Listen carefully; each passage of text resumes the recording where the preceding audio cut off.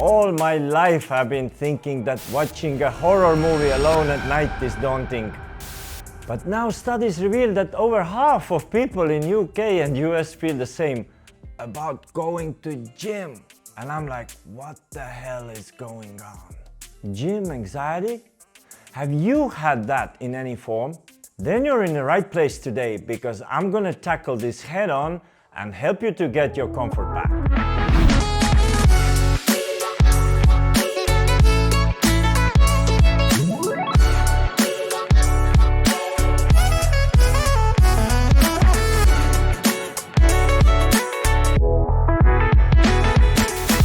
So what's the deal here? Research points to various reasons for gym anxiety. Fear of improper training, unfamiliar equipment, concerns about getting hurt, and feeling self-conscious, among others. I will deal with all these concerns in a minute, but first let me tell you, it's just excuses. The root cause boils down to lack of confidence, which is one of the main reasons for not going to gym, globally, by the way. Now, confidence comes in two forms, internal and external. Internal confidence is how we perceive ourselves. This is when you're not happy with your body or you feel you don't have enough skills in gym. So let me address these first. Someone who we all know once said, "I was never satisfied with my body." Do you know who it was? Arnold Schwarzenegger. Can you imagine? 7 times Mr. Olympia, the icon of bodybuilding himself, is not happy with his own body. It just goes to show that everyone feels something about their appearance, and that's perfectly okay. For instance, I feel skinny. Come on, you're not skinny, you're fine. Yeah, I know, I'm okay. But that doesn't change how I feel about my body deep down.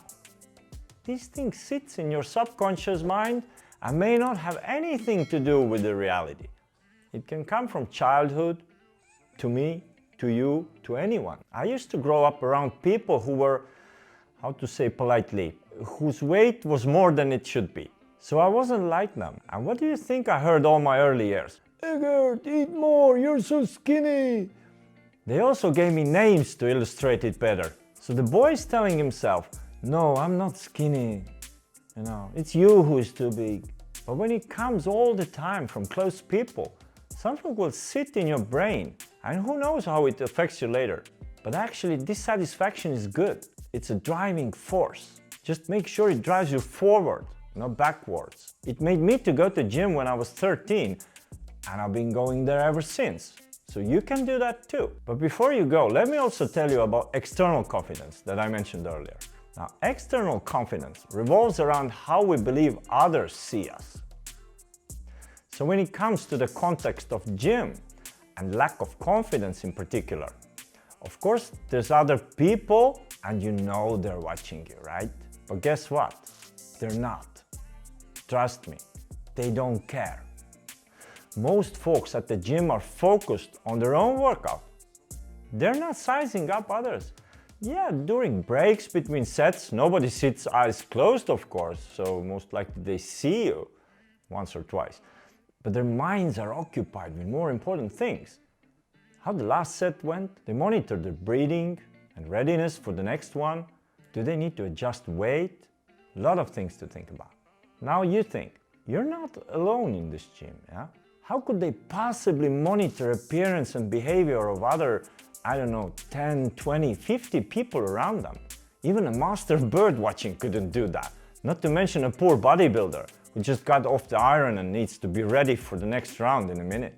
So you can put your worries about people watching you aside, unless you do something really ridiculous. But this happens so rarely that I wouldn't bet on you making it happen.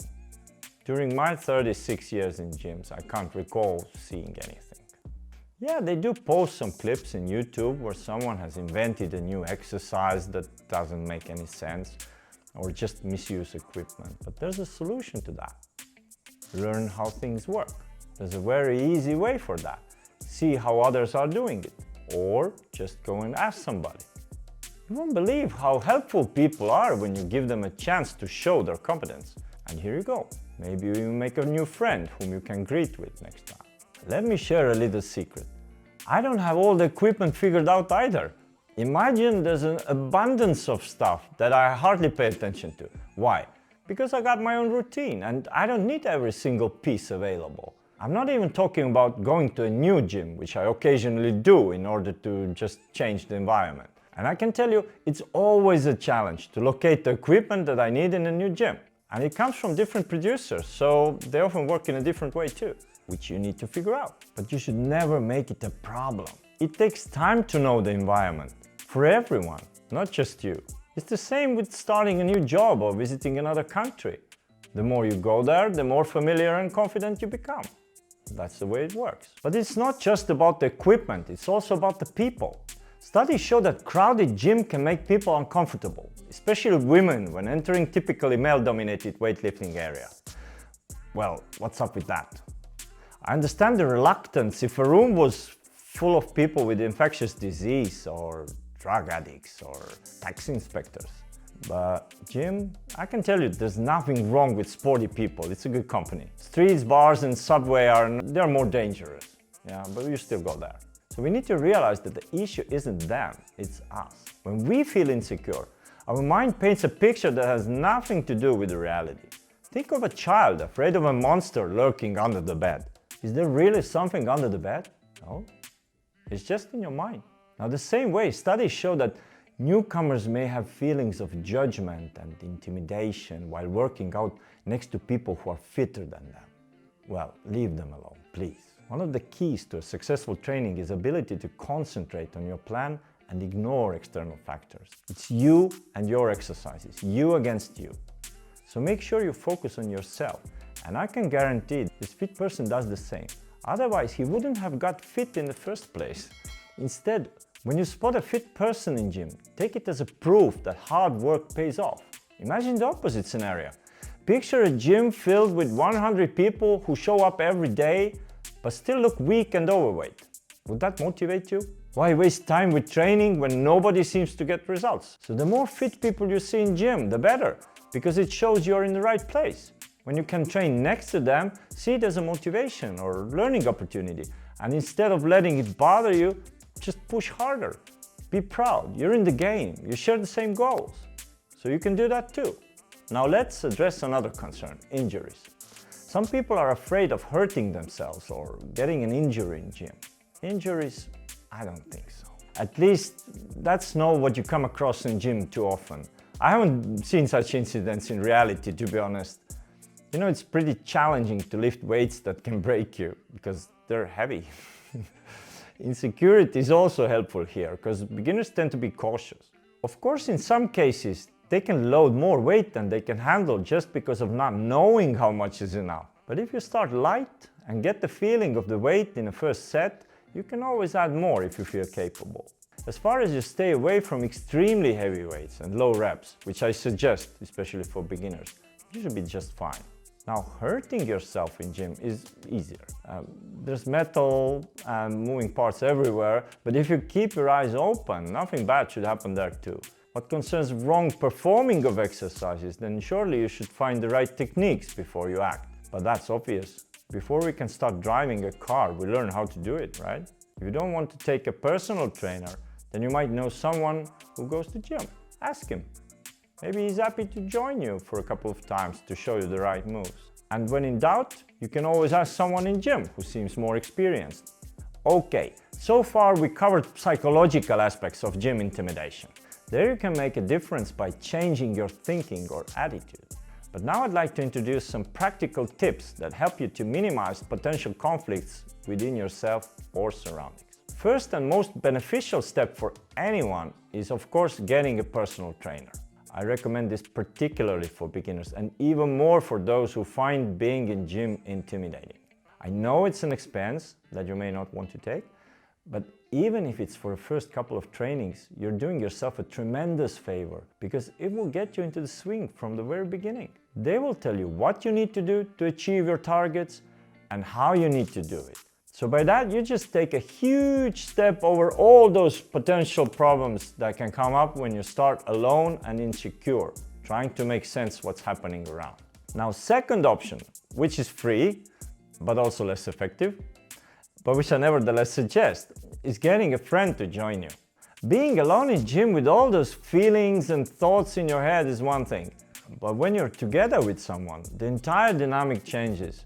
You will talk to each other, support each other, figure out how the equipment works, what to do next. You can discuss exercises or chat during these breaks you have.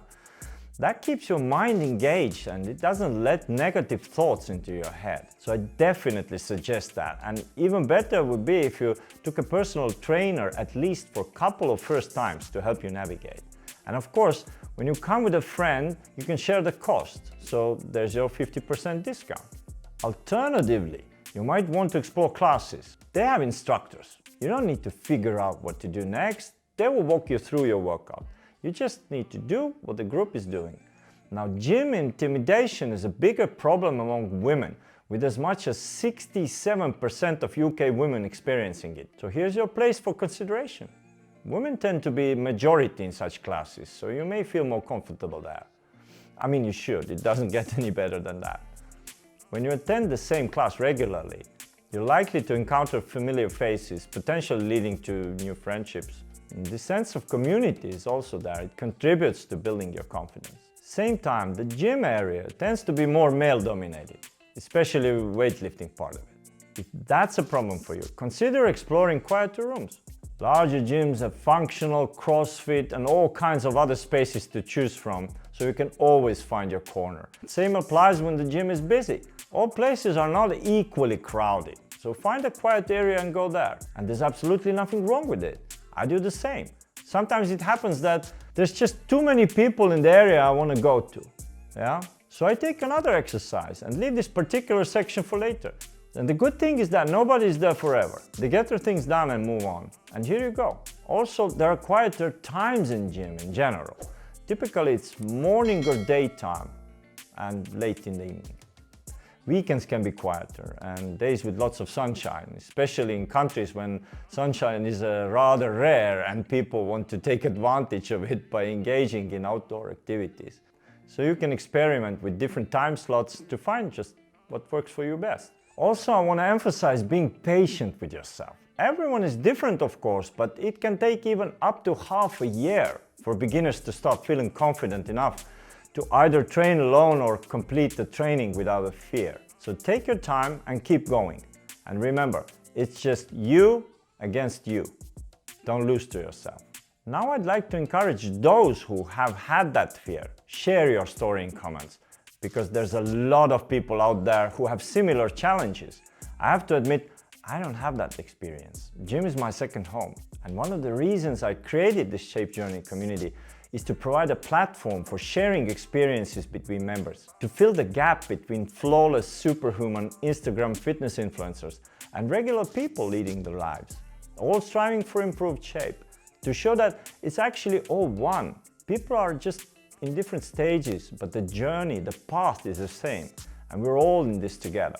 It's doable for everyone. And if there's one viewer in the world who gets over his or her fear after watching this video, then this community is serving a purpose, and I'm happy, and you should be too. So if you found this video useful and share the same vision, please hit the like button and subscribe. This helps the algorithm to spread your experience to a broader audience who might be struggling with the same issue. But in the meantime, let's not dwell on the past and move on. If you're interested in integrating your fitness ambitions into your daily life, including dieting, to create a lasting lifestyle transformation, then this next video is perfect for you. See you soon.